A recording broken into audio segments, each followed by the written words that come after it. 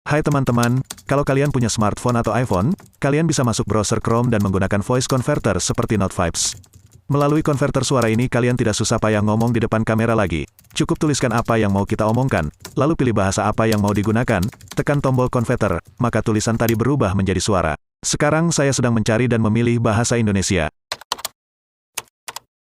Oke, karena hanya menggunakan sebelah tangan, saya tidak bisa menulis dengan benar. Hanya sekedar contoh, begini, jika sudah selesai menulis, maka saya akan menekan tombol konverter berikut ini.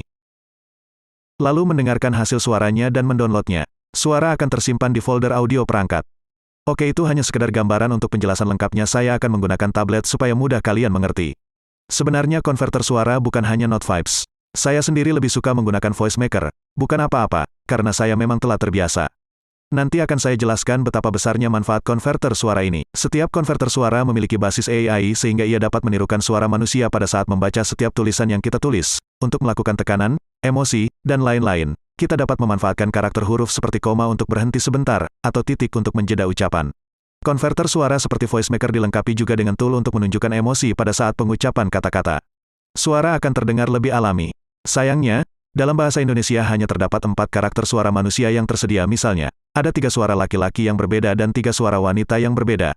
Namun suara-suara tersebut masih bisa kita edit sesuai dengan selera kita. Sedangkan dalam bahasa Inggris terdapat banyak sekali pilihan karakter suara, dan pilihan suaranya jauh lebih alami atau lebih mirip suara manusia aslinya. Saya berikan contoh, dalam bahasa Indonesia suara wanita, sebut saja Putri. Silakan bicara Putri. Terima kasih, perkenalkan saya Putri. Saya sedang menggunakan konverter suara voice maker. Bagaimana? Apakah suara saya terdengar alami? Nah, demikian suara dan pengucapan dari Putri, karakter suara voice maker. Jika kalian ingin mencoba silakan tuliskan alamatnya yakni voicemaker.com di browser HP, tablet, dan laptop kalian. Kalian dapat mempelajari penggunaannya dengan mudah, atau jika suatu ketika mendapatkan masalah silakan kunjungi kembali video ini, dan bertanya di kolom komentar, pasti akan saya jawab setiap pertanyaannya. Sekarang kita akan melanjutkan pembahasan kita pada konverter suara berikutnya, yakni Note5. Tentu saja meski sama-sama bertujuan merubah teks tulisan menjadi suara, namun user interface-nya berbeda. Kebanyakan pengguna yang menggunakan HP dapat menggunakannya dengan sangat mudah. Tampilannya di browser, ya begini, ketika melalui tablet saya. Ada settingan suara, misalnya jeda suara melalui karakter koma, titik, dan paragraf. Untuk memilih bahasa, pilih menu dialog, lalu klik bahasa. Di sini saya akan memilih bahasa Indonesia dengan suara karakter wanita bernama Dara. Pertama kita akan menuliskan teks tulisan pada kolom berikut.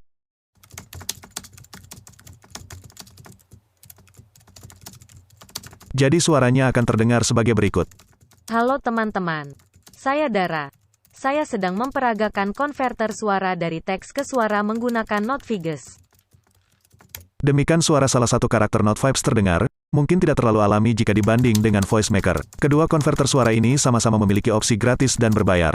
Di samping kedua konverter masih terdapat beberapa konverter suara serupa dengan berbagai fitur.